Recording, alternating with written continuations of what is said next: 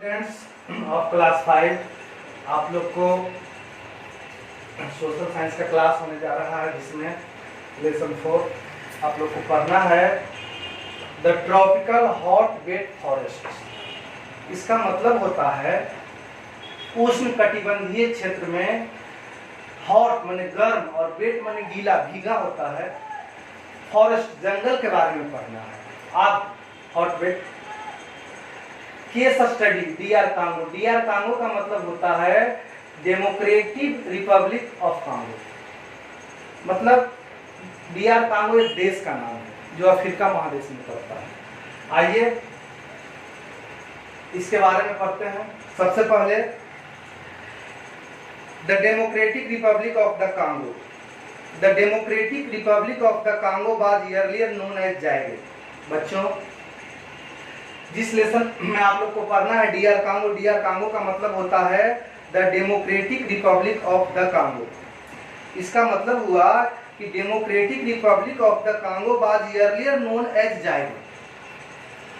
अभी हम D R Congo को जिस नाम से जानते हैं, इनको प्राचीन समय में माने पहले जायरे के नाम से जाना जाता था। जायरे। It is country is the African continent.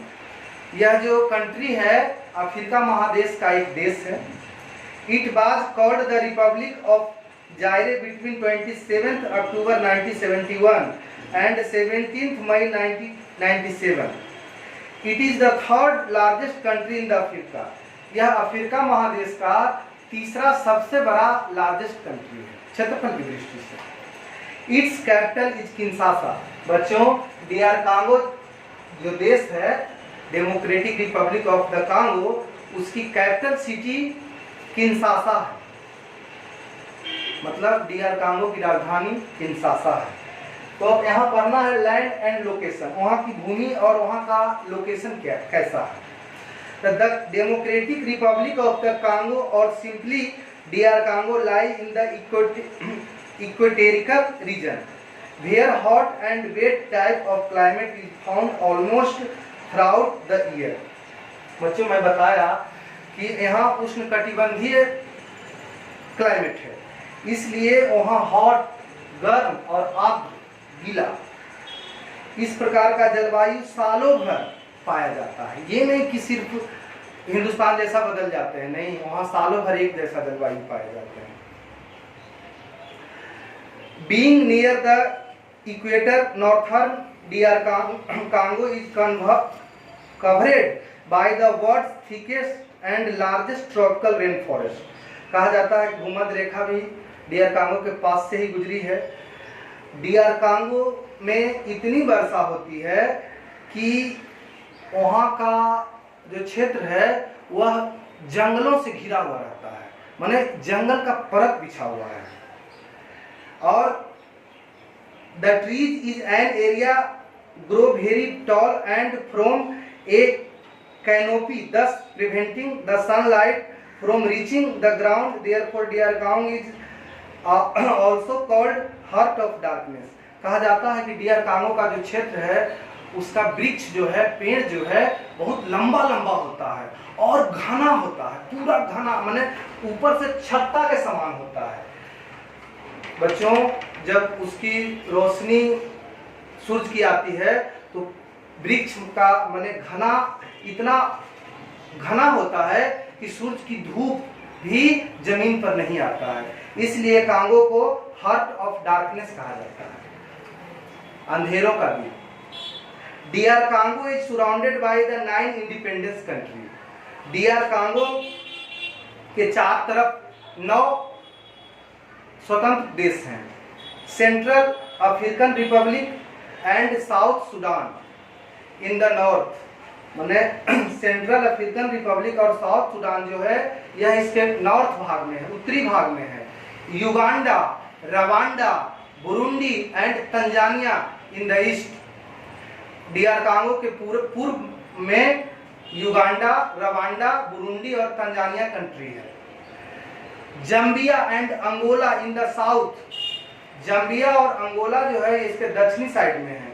And other country having a similar name Republic of the Congo in the west. DR Congo occupies the heart of Congo Basin, which is a vast low-lying area surrounded by the mountain on 3 sides। कहा जाता है कि DR Congo के 3 side से mountain है, पहाड़ हैं। The Rwenzori mountains, आप सुने होंगे, अफ्रीका महादेश का बहुत प्रसिद्ध माउंटेन है। The Rwenzori mountains are located towards the north east. यह इसके कांगो के उत्तर और पूर्व भाग में अवस्थित है। Mount Margherita is the highest peak in the mountains. Mount Margherita जो है रेनजोरी माउंटेन्स का सबसे ऊंची चोटी है। उसके बाद है climate. DR Congo is climate near the equator, therefore it has a hot and wet climate throughout of the year। कहा जाता है कि DR Congo का जलवायु जो है गर्म है और आर्द्र भी है। सालों भर वहाँ मौसम गर्म ही होता है, एक समान होता है। The mornings in DR Congo are hot and humid. कहा जाता है कि DR Congo का जो सुबह होता है वह काफी गर्म होता है और आर्द्र भी होता है। The temperature rises steadily by noon, dark clouds are formed and by afternoon. जब दोपहर होता है तो टेम्परेचर काफी बढ़ जाता है और टेम्परेचर बढ़ने से वहाँ बादल छा जाते हैं, आकाश में क्लाउड्स छा जाते हैं। It usually rains, the annual rainfall here is more than 200 centimetre. कहा जाता है वहाँ का सालाना वर्षा 200 सेंटीमीटर होते हैं। The average temperature is 27 degree Celsius. वहाँ का औसत तापमान 27 डिग्री है। The evenings are quite pleasant and the nights are cool. वहाँ का शाम जो है आनंददायक होता है और रातें जो होती है वहाँ ठंडी होती है। The days and night in DR Congo are almost of equal duration. मैंने दोनों का समय बराबर होता है, दिन और रात का। उसके बाद है वेजिटेशन।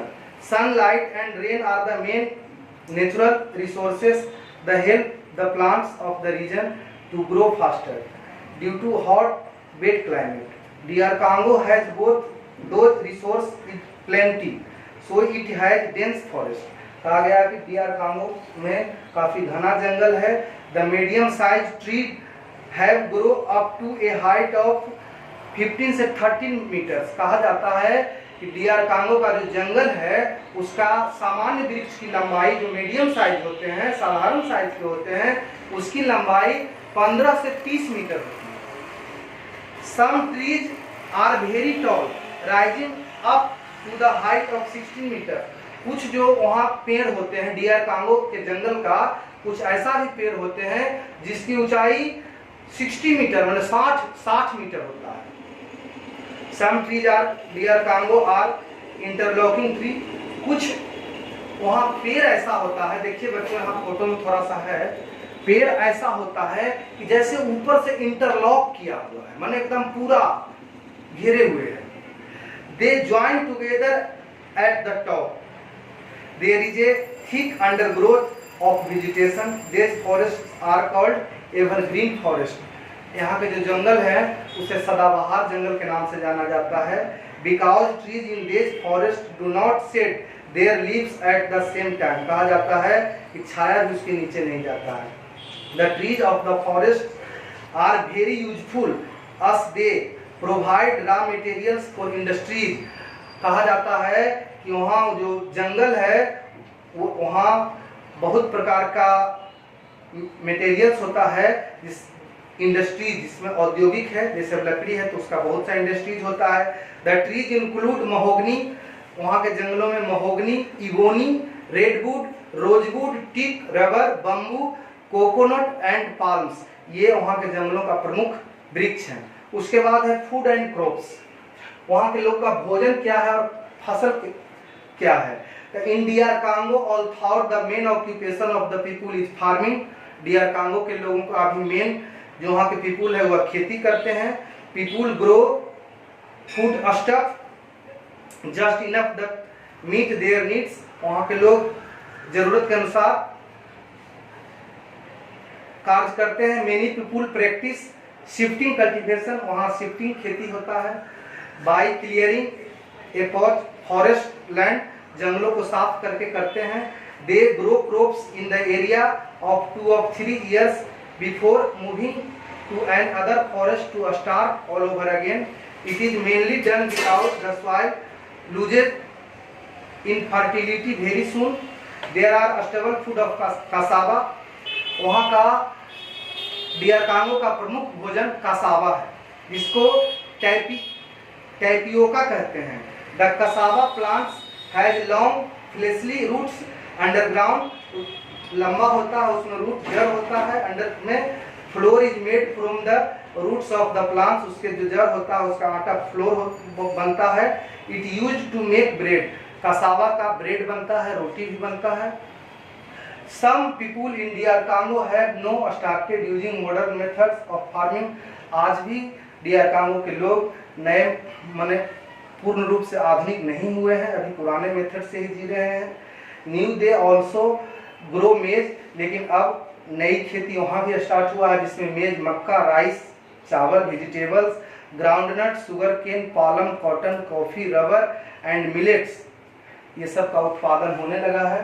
तो बच्चों, आज आप लोग को डियर कांगो के 4 land and location, climate, vegetation, food and crops के बारे में बताया गया है। इसका वर्ड मीनिंग जाएगा आप लोगों को, इसका क्वेश्चन भी जाएगा, आप लोग इसको पढ़ेंगे और अच्छी तरह से इसको समझेंगे। फिर आप लोग को नेक्स्ट पीरियड में डियर कांगो के बारे में बताया जाएगा। That's all, thank you.